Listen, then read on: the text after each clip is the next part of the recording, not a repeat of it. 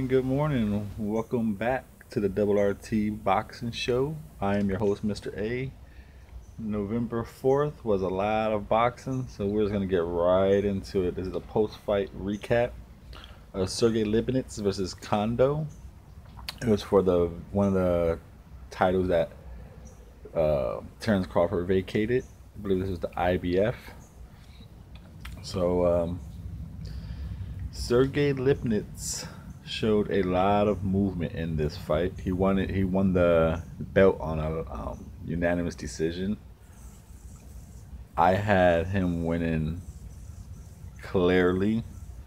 It was towards the second half of the fight. It got a little competitive. Kondo was able to land more as Sergey was taken into deeper waters. Now I would say I had Kondo winning rounds 7, 9, and 10. The rest I had Sergey Lipinets winning. Like I said, I had him winning very big. The fight was entertaining. Like the fight came out. Kondo was a very one-dimensional fighter. You know, they kept talking about it during the commentary how you have so many angles and movements and punch variations from Lipinets against the one just come forward, squared up Kondo. Eventually, as the fight went on, Kondo started to land more, but they weren't like devastating shots. They were just landing more shots. Now, was it due to body pressure, or was it just due to that was the deepest in rounds Lipinets ever experienced? That was only his 13th fight, so you got to remember that. Because people always harp on how big and how deep people's amateur records are. Okay, he has like a deep amateur record, but you saw how he gassed out in the pros. That's why I don't really count all your previous stuff before your pros. They don't mean nothing to in the pro game. Now, the like for the first 4 rounds, Kondo was coming out following Lipinets around, not really cutting out the ring, and Lipinets was just coming with some great movement. He was sitting there changing angles on you. He was changing all types of angles. He was doing it. He should give me like a 3/4 angle to hit, while Kondo was just kind of following him around squared up. But Lipinets sitting there changing. But many just one shot at a time. Boom, boom, you know? So he was, for this, like the first 4 rounds, he was just getting his points. Round 2, he increased his output, maybe to like a 1-2, a 1-2-3, but for the most part, he was just digging in one shot.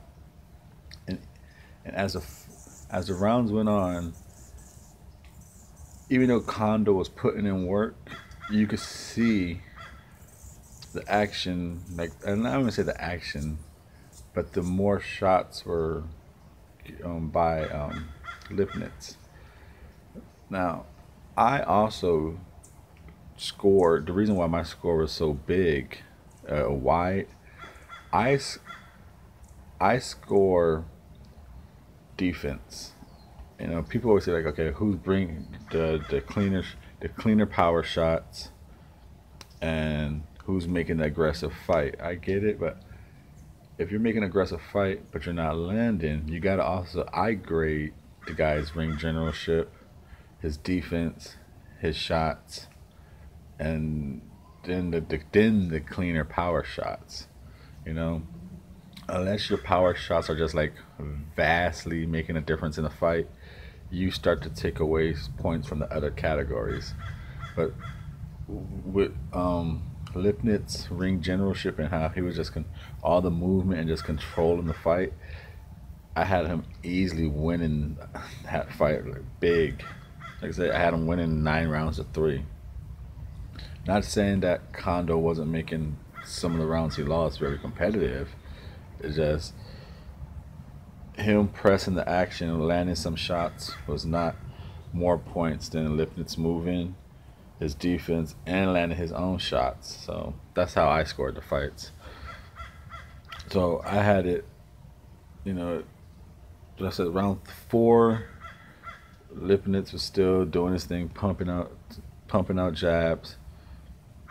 Like whenever he wanted, he could hit Kondo. Kondo, well, Lipinets just doing those angles, throwing out one shot at a time. He hit him almost any time. Kondo did not have any defense to make him miss. Only thing Kondo could really do was throw his own punches towards the body.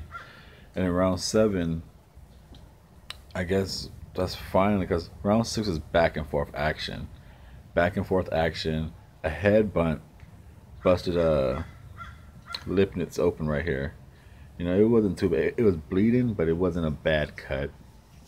In round seven, Kondo started doing a lot more pressure, and the punches finally start lasting. So I don't know if that cut came in the next round. Like, whew, I'm a little light. Damn, I gotta be tired because more shots start landing for Kondo.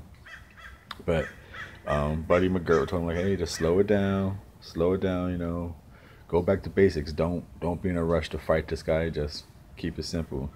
Round eight came out. Lipinets came out, tripling up the jab. Just going back to moving. You know, 35 seconds came up. Wow, he cracked him with a left hand. So, and then round nine, it was another Kondo, still doing what Kondo was doing the whole fight, walking him down, but he wasn't cutting the ring off. I think if he would have cut the ring off, he probably would have won this fight, because a lot of the time Lipinets was able to use the ring, eat up time, and like I said, Kondo spent like 10 seconds here trying to track him down, 5 seconds here trying to track him down.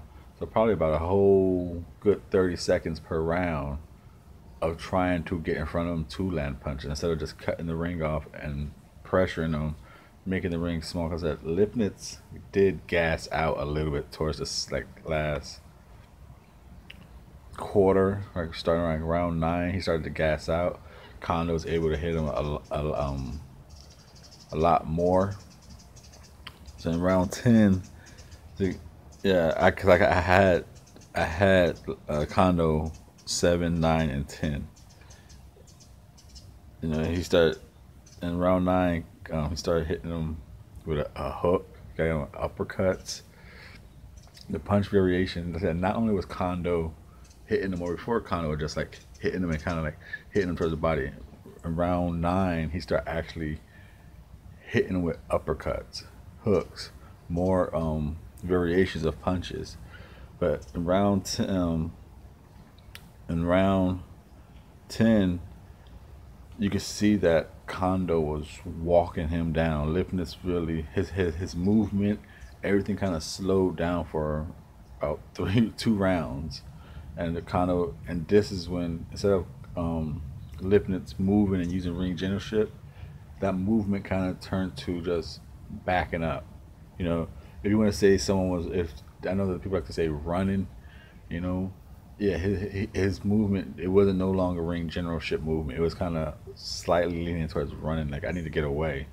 But in round, he was getting walked down easy in round 10.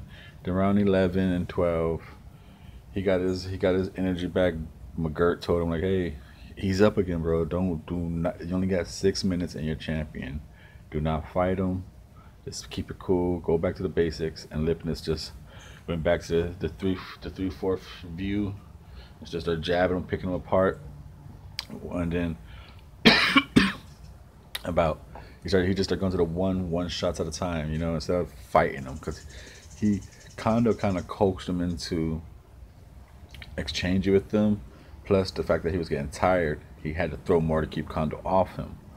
But back in like 125 seconds in the 10th round, it's sitting there, boom, 1-2 Kondo. 1-2 Lipinets on the Kondo, and he just went back to that movement, and that movement just sealed the deal for him. So, like I said, I had it 9-3 Kondo. 9-3 Lipinets over Kondo.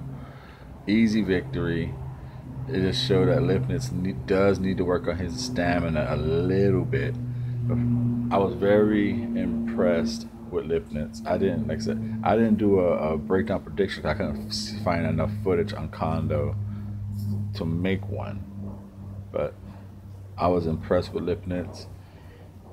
He could make he. I think he could hold on to this belt for a while at 140.